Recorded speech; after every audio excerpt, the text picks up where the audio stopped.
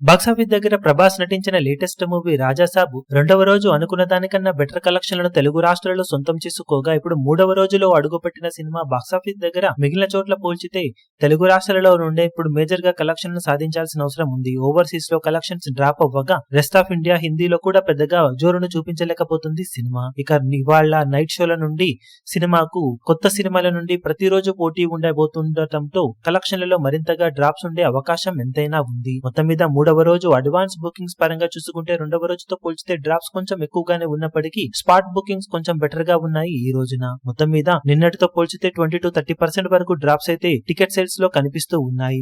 Box office దగ్గర overall గా cinema present trend ను బట్టి చూస్తూ ఉంటే తెలుగు రాష్ట్రాలలో 8-9 కోట్ల రేంజ్ లో షేర్ మార్క్ వైపు పరుగులు పెట్టే అవకాశం ఉంది.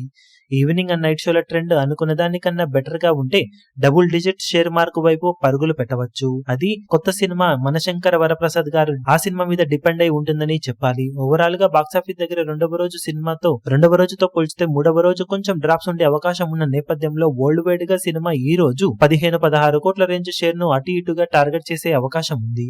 కానీ సినిమా అందుకోవాల్సిన టార్గెట్ దృష్ట్యా ఈ రోజు 25 కోట్ల నుండి 30 కోట్ల మార్కు వైపు పరుగులు పెట్టాల్సిన అవసరం ఎంతైనా ఉంది. మరి బాక్సాఫీస్ దగ్గర డే కంప్లీట్ అయ్యే టైం కి సినిమా ఎలాంటి కలెక్షన్లతో హోల్డ్ ను చూపించగలుగుతుందో చూడాలి.